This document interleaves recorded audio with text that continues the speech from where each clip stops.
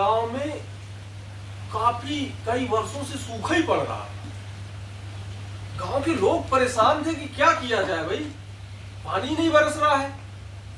सारे उपाय कर लिए, कोई उपाय सफल नहीं हो पा रहा है, क्या किया जाए। तो एक गांव में, जो उस गांव का मंदिर था, उस गांव में एक पुजारी रहता था। उस मंदिर में सब गांव के लोग इकट्ठे हुए, विचार चल रहा था कि आखिर क्या किया जाए। तो पुजारी ने कहा कि देखो, हमें जो करना था सब करके देख लिया, सब विफल है, कुछ काम नहीं हो रहा। अंत में जब कुछ नहीं होता है, मान लो हम किसी मरीज को लेकर के गए हैं अस्पताल में, डॉक्टर से मना करते हैं कि भाई हमारे बस में नहीं, तब बाद में हम क्या करते हैं, प्रार्थना ही तो करते हैं। सब हमारे घर के लोग, हमारे रिश्तेदार, हमारे जानकार मित्र सब क्या करना चालू करते हैं, हे भगवान अब कोई उपाय नहीं है, सबने मना कर दिया है, अब तो बस प्रार्थना ही है कि हे भगवान बचाओ, तुम ही हो बस। तो पुजारी ने कहा कि अब सब जितना भी साधन था, जितना भी उपाय था, हमने करके देख लिया, सब निष्फल है। अब अंतिम उपाय जिसको बोलते हैं प्रार्थना, वो उपाय बचा है। अब बस हमारे हाथ में यही है कि हम परमात्मा से प्रार्थना करें कि हे परमात्मा, वर्षों का पड़ा हुआ ये सूखा अब खत्म करो, अब तुम ही होए, अब बचाओ हम। तो प्रार्थना का समय निश्चित किया गया कि कल सुबह 9 बजे हम सब लोग इसी मंदिर में, पूरे गांव के लोग उपस्थित हैं। प्रार्थना करेंगे परमात्मा से कि हे परमात्मा, वर्षों का सूखा हटाओ, हमें बचाओ, वृष्टि कराओ। निकले सब, सुबह सब लोग अपने अपने घरों से निकल करके मंदिर की ओर पहुंच गए। एक छोटा सा बालक अपने पिता के साथ में आ रहा, दरवाजे से बाहर निकल ही रहा था कि तुरंत अंदर की ओर भगा।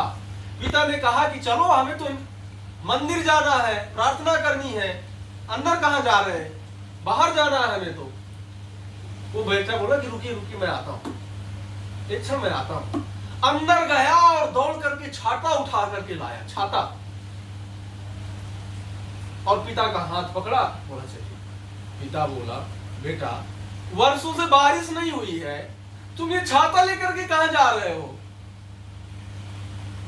वर्षों से हम लोग परेशान हैं कि कब बूंदे देखने की मिलेंगी, कब बरसता हुआ पानी देखेंगे, और तुम ये छाता लिए घूम रहे हो। बेटा बोला कि पिताजी, प्रार्थना करेंगे तो पानी बरसेगा, फिर आते समय भीग नहीं जाएंगे, तो छाता लगा लेंगे, नहीं भीगेंगे। पिता देखते रह गए, क्योंकि उन सब लोगों को विश्वास नहीं था कि प्रार्थना करेंगे तो पानी बरसेगा, लेकिन उस बच्चे को 100% विश्वास था कि बस प्रार्थना करेंगे और पानी बरसेगा और हम भीगेंगे, और भीगने से बचने के लिए छाता लगा लिया।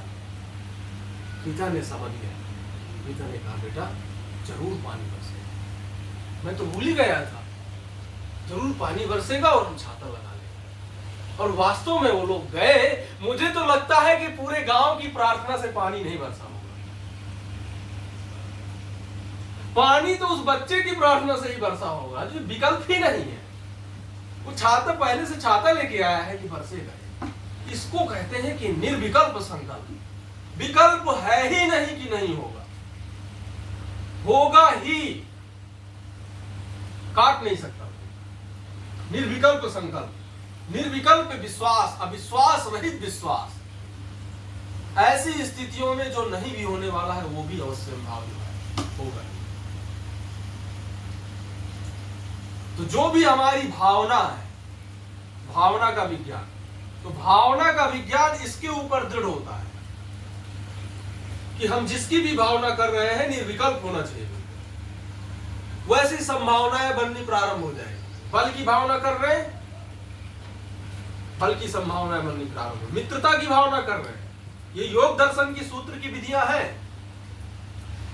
मैत्री की भावना करना कि सब लोग हमारे मित्र बन रहे हैं, हमारा सम्मान कर रहे हैं, सब लोग मित्र बनना प्रारंभ हो जाए। धन की भावना करना कि मैं धनी हो रहा हूं, संभावनाएं बनना प्रारंभ हो जाए। लेकिन इस भावना में जितनी दृढ़ता से निर्विकल्प होगा, विश्वास होगा उतना जल्दी काम होगा। नहीं तो फिर भावना करते रहेंगे। यदि विश्वास एक तरफ ये भी है कि कर लेते हैं, पता नहीं होगा कि नहीं, कहाँ होने वाला है यार, क्या होगा इससे। अस्तु।